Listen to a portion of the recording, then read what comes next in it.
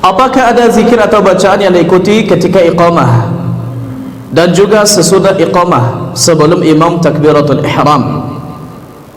Saudari kita Ummu Hafsah dari Agam, kalau khusus untuk setelah iqamah, contohnya bacalah ini setelah iqamah, ini tidak ada. Tapi apakah iqamah terkategori azan dengan makna syar'i, bukan dengan makna bahasa? Karena kan ada hadis ad-du'a bainal azanaini mustajab, doa antara dua azan. Maksudnya dua azan, azan dan iqamah. Tapi azanaini ini maknanya bukan kedua-duanya azan, tapi dalam bahasa Arab ada namanya taghlib. Ibu, ayah, abun, ummun, kalau mereka digabung nanti menjadi al-abawain. Tapi nanti kalau dipecah, apakah jadi abun dan abun? Tidak. Bisa dipahami? Abi dan umi, nanti kalau digabung dalam bahasa Arab menjadi al-abawain. Al-abawain kalau maknanya dua bapa, begitu. Tapi nanti kalau dipecah, apakah dia jadi abun dan abun? Tidak, dia tetap pecah jadi abun dan ummun. Contohnya matahari dan bulan digabung dalam bahasa Arab, al-qamar dan asy-syams, jadinya apa? Al-qamarain, padahal matahari lebih besar lagi. Tapi begitu, al-qamarain lebih mudah menyebutnya daripada asy-syamsain, agak susah. Maka al-qamarain, tapi nanti kalau dipecah kita tidak bilang bulan ada dua, matahari tidak ada lagi. Oke, ini namanya taghlib. Dalam bahasa Arab atau dalam hadis tadi ada antara dua azan, maksudnya antara dua azan, antara azan dengan iqamah.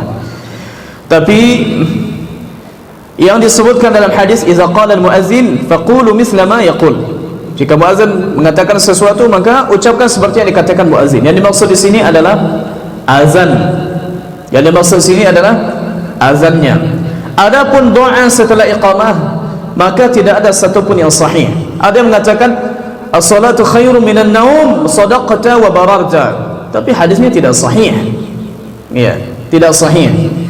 Maka as-salatu khairum di azan, yang ini qad qamatis salat, qad qamatis salat, aqamaha Allah wa adamaha, ini juga tidak sahih dan dhaifnya parah.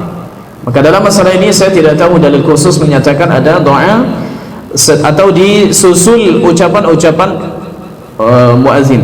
Yang lebih aneh lagi adalah ketika ucapan muqim, para yang qamat, ketika orang qamat Allahu Akbar, dia diam saja. Tapi pas nanti la ilaha illallah, la ilaha illallah, yang terakhir saja dia jawab. Dan ini banyak.